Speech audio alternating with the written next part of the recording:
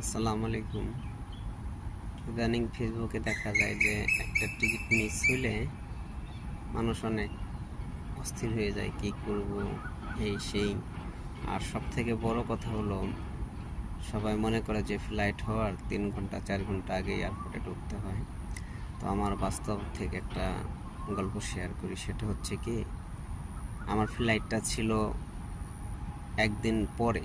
আমার সে ফ্লাইটটা হঠাৎ করে এজেন্ট ফোন করলো যে আপনার আজকেই ফ্লাইট, আপনি এয়ারপোর্টে চলে আসেন। তখন আমার বাজে 6টা। আমার বাড়ি থেকে এয়ারপোর্ট অনেকটা দূরেই। তারপর আমি তাড়াহুড়া করে একটা গাড়ি নিয়ে রওনা দিলাম। আমার ফ্লাইটটা ইউএস বাংলায় 10টা 20-এ। তাই ভাবলাম যে যাইতে পারবো কি পারবো না। সবাই তো বলে 3 ঘন্টা আগে এয়ারপোর্টে ঢুকতে হয়। আমার এক ফ্রেন্ড আছে, ও হচ্ছে আপনার এয়ারপোর্টে জব করে, ওকে ফোন দিলাম। বললো, বন্ধু, আধা ঘন্টা আগে হচ্ছে কাউন্টার বন্ধ হয়ে যায়। কাউন্টার বন্ধ হয়ে গিয়ে ওরা ওদের নিজস্ব যে কাজগুলো আছে সেগুলো করে। তাই একটু সাহস পেলাম। সাহস পাইতে পাইতে রওনা দিলাম, আল্লাহ করে যাইতেছি।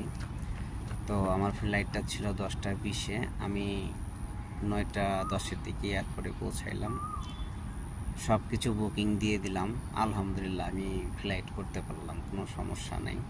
কিন্তু অনেকেই বলে যে ফ্লাইটের 3 ঘন্টা আগে প্রবেশ করতে হয়, অনেক কিছু বলে। আসলে 3 ঘন্টা আগে প্রবেশ করতে হয়, আমার মনে হয় এটা ঠিক না। কারণ ওদের বুকিং থাকে, ওরা ওদের বুকিং কাউন্টারটা 30 মিনিট আগ পর্যন্ত খোলা রাখে, তারপরে ওটা বন্ধ করে দেয়, কারণ ওদেরও অনেক প্রসেস আছে। আর যদি কোনো সময় ফ্লাইট মিস হয়ে যায়, তাহলে যে কোনো ফ্লাইটের অফিস আছে, সে অফিসে গেলে টিকিটটা ওরা একটা ফি নিয়ে ওটাকে পুনরায় ফ্লাইট করে দেয়। তো আসলে একটা ভিডিও দেখলাম যে একজনের একটা টিকিট মিস হয়েছে, তার কাছে 30,000 টাকা চাইছে।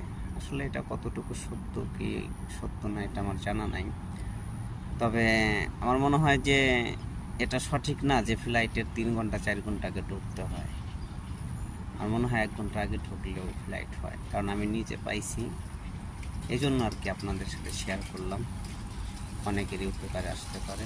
ধন্যবাদ।